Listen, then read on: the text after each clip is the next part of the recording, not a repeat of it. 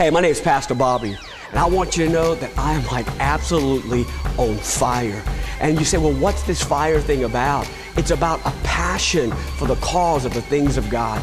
You know, I believe that God has called all of us to be a voice in this generation. And there are so many voices, man, that are clamoring for all of our attention.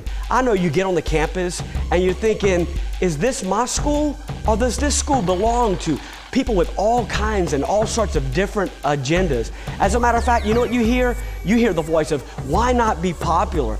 And listen, don't do anything to rock the boat, because if you ain't hanging out with us, partying, drinking, doing the after parties, or even like, hey, say, listen, you know, right now, let's be cool about this whole idea about we gotta love everybody. And even when they tell you that, let's embrace and celebrate people's sexual orientation, which by all means is unnatural. Then you feel that voice and that pressure that says, okay, yeah, you got to accept that. And what about this? Well, listen, hey, baby, if you love me, you know, really, you wouldn't wait. You don't have to wait till we get married. We just married right now in our heart. Listen to me. All of that stuff is baloney, because the one voice that does count, the one voice that does matter for something, is the voice of God resonating in your soul, resonating in your spirit. You know what's right. You know what's wrong. You don't need some politician or some club promoting some kind of agenda that's contrary to what you know is right to tell you what is right or what is wrong. You know it. You know it deep down in your soul. Let me tell you what you need more than anything else. What you need is courage to act. Here's what the scripture tells us in Ephesians chapter 5, verse 11. As Christians, we have a responsibility to have nothing to do with the foolish or the unfruitful deeds of darkness, but God calls us rather to expose them. You know, we are called to be a light on a hill. We don't take the light of Christ and hide it. No, we illuminate our school campuses. We let our families, the teams that we run with, the teams that we play with and ball with, or whatever organized activity and extra school curricular activity, whatever, that was real tongue twister. But you get the point. We don't let those things tell us or dictate to us how we're gonna live. We know that we're called to expose darkness. And that word expose means scatter it, man. Make it run for the hills. How do we do that? We act. See, we know what's right.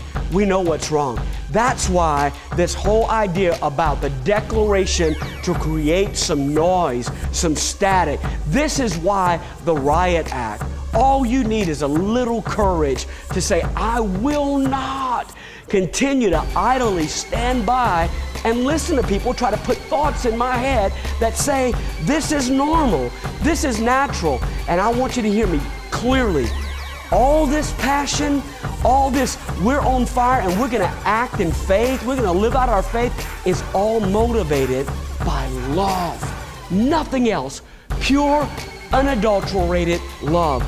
Yes, man, we love everybody, and we understand that emotions can be hurt, and we don't want to reject anybody. As a matter of fact, Jesus calls out to everyone and says, all you that are weary, you're tired, you're burdened, and you're heavy laden, come to me, and I'm going to give you rest. I'm going to give you peace in your soul. We are God's mouth.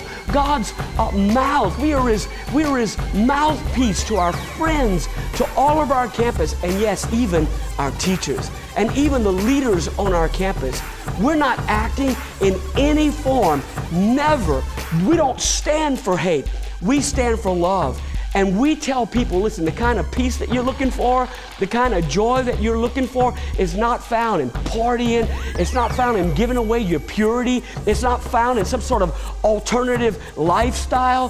The peace and the joy that you're looking for is found in Jesus and Him alone, man. That's it.